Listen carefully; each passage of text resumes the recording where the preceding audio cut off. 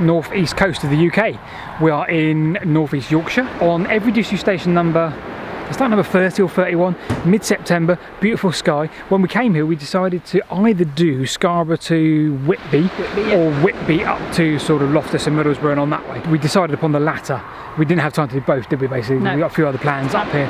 So we are today on every disused station along the, what's it called?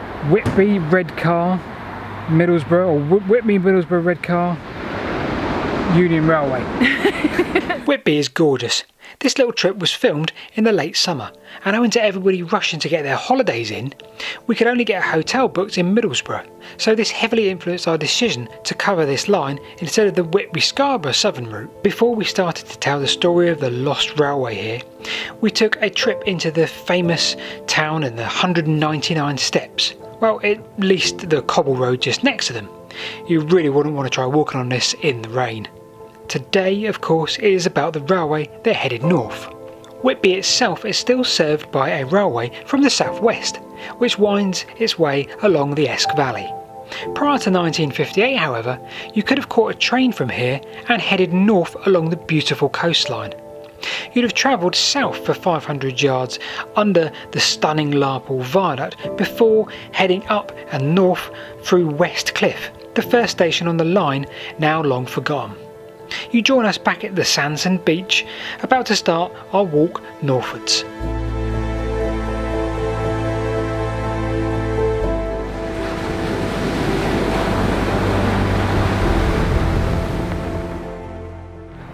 Straight away, one of the real sort of crying shames about this route we're walking on today is the fact that it's not here. And yeah, we always say we're not sort of living this little life we live with rose-tinted glasses, but this really would have been a spectacular route. I grew up holidaying in Devon with the railway along the coast, and it was beautiful, and that's kind of what got me into trains. And just looking at the scenery around us now makes you really sort of disappointed there isn't a beautiful line running across the landscape here now. So this is one of 4 viaducts that have been destroyed, no longer. I can't remember the name of this. I want to say New Hole or something like that. Yes. But there were 4 here. You can't see anything of any of them apart from the sort of the abutments like this one here. Mm-hmm. Yeah, so next up is Sandsand Station, and then we're going to head on and we're going to walk around some of the coastline.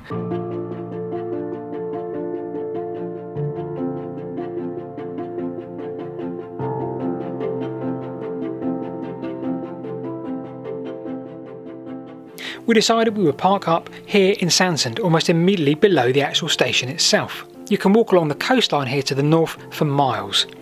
Another viaduct spanned the coastline here just as it came into the station on the south side.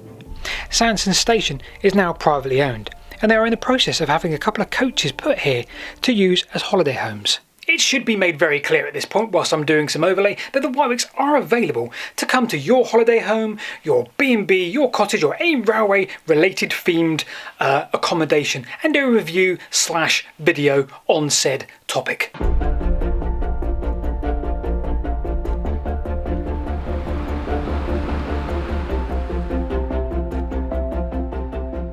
So we've just left Sandsand Station in the background there, and you might not be able to see it, but right on the horizon there is Whitby Abbey. Whitby Abbey. And between Whitby Abbey, which is, like I say, just there, like 2 miles away, there was 4 viaducts, and that sort of really epitomised this line. Bit hot. Bit hot. We keep meaning to talk and do a little bit of history and stuff, but every 2 minutes there's people also, which is good, but also every 2 minutes we get a little snippet of the view. Look at my bum. Some of you could have won this by now. This is true, this was quite a while ago. But yeah, it probably is. If this video is in like 3 months February or something ridiculous. Yeah. But somebody could have won it. It's true. Or similar. Not my bum, obviously. I mean the jumper.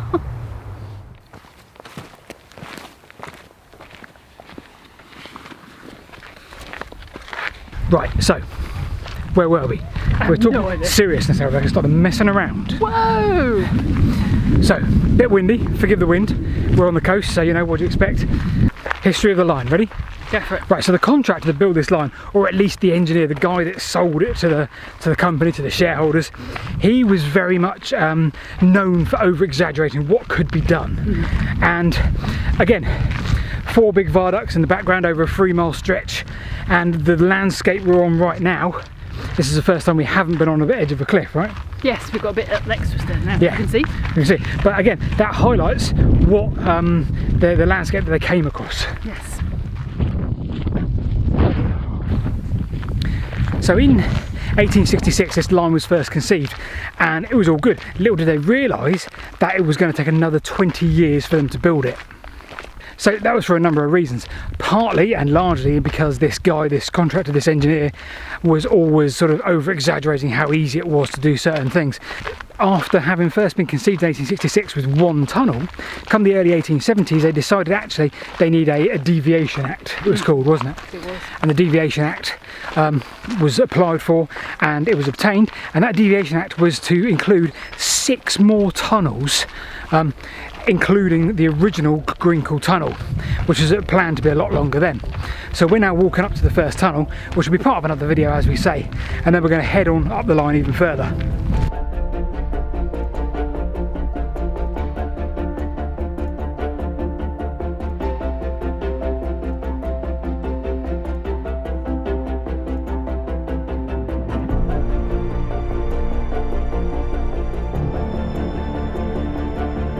Right, it's A bit windy. bit windy. Just down here a minute because I've got a small theory. We've just walked over the top of the 2 tunnels. Right, come down here out of the wind. Well, hopefully you can hear us, but in that direction there is Kettleness Station. You go around the curve, around the coastline, and probably what, half a mile, if that, is Kettleness Station. I think what we're in now, that there goes over a cliff edge, but it's a deliberate cutting. I wonder if this was the original alignment, which went much lower, I would say much lower, a little bit lower around the coastline, because it's clearly cut out and it's on the alignment of the railway, an embankment this side. It's all good. Kettleness Tunnel is over the other side of that embankment, so if we'll show you what we mean.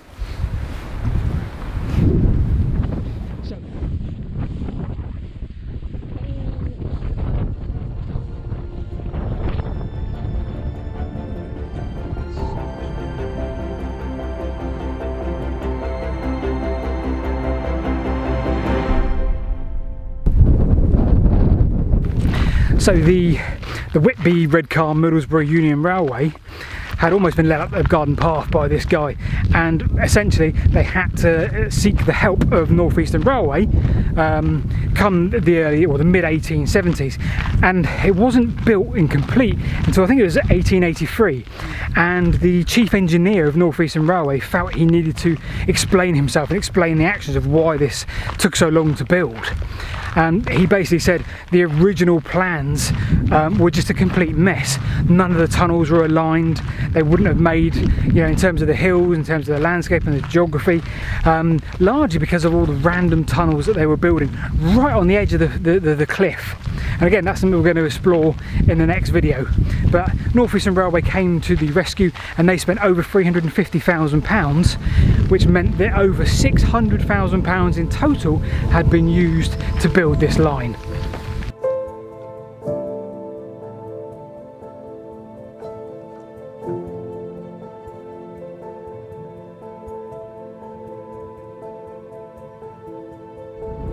Guys, you join us back on the windy trail. We're heading now for Kettleness. If you can hear us, we're not far from Kettleness. The alignment of the railway is just to our left, where it's come out now of the coastal route of the Sanson and Kettleness tunnels, and it's taken a sweeping curve inland, I say inland, sweeping curve towards inland via the beautiful Kettleness station, we believe. We should get there very shortly.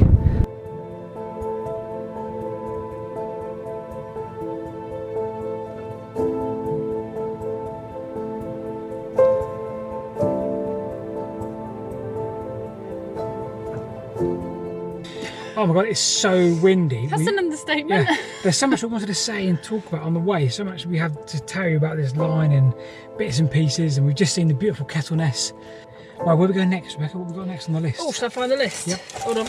So we have done Westcliff, Now Westcliff. Whitby Westcliff. That was the first Whitby one. Westcliff. Whitby Westcliff was called Beeching Mews, which I think is utterly ridiculous because it was closed in what, 1961? Westcliff was closed in 61. Yeah, that was but before Beeching. It's before Beeching. The line was generally closed about 58, wasn't it? Yes. So yeah. why would they call it Beeching Mews? Like, a bit of originality, people, because it just assumes that everything was beaching on the railways, but it wasn't. It wasn't. Anyway, It wasn't sorry. at all. Rant over. Yeah, we've kind of covered the Viaducts. We've covered Sanson Station. Station.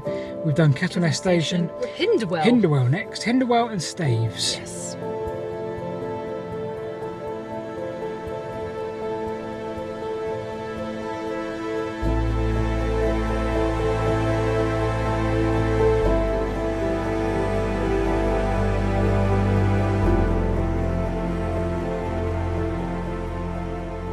Right behind us is Staves Station. We're almost on the alignment now of the Viaducts, Staves Viaduct. And you can see the abutments over there in the distance. We're thinking there's like an information board around it. That's not the information board we're looking for because that's There, I'm guessing it's that one down the there. harbour. So Staves Viaduct was 152 feet high. Yep. Iron and concrete. Huge, great. About 760 feet length. Long, however you want to call it. Yeah, massive, great. Huge.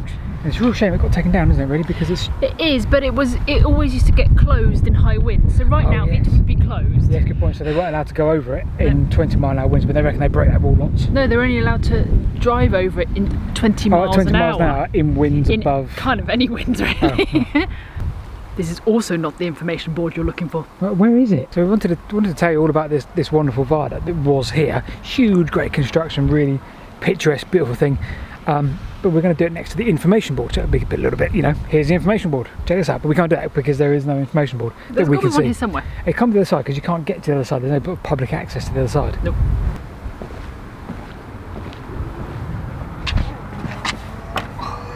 Right, if there was a plaque like here, it would tell you all about the viaduct because it's quite a funky little story, really, isn't it? Well, we've got a couple more stations to tick off. I think they might even be on the main line, so they might be like drive-bys, but we'll go and have a look and see if we can see anything else. Right, how are we going to get out of here, Rebecca? Because it's like a little maze. I don't know. Follow me.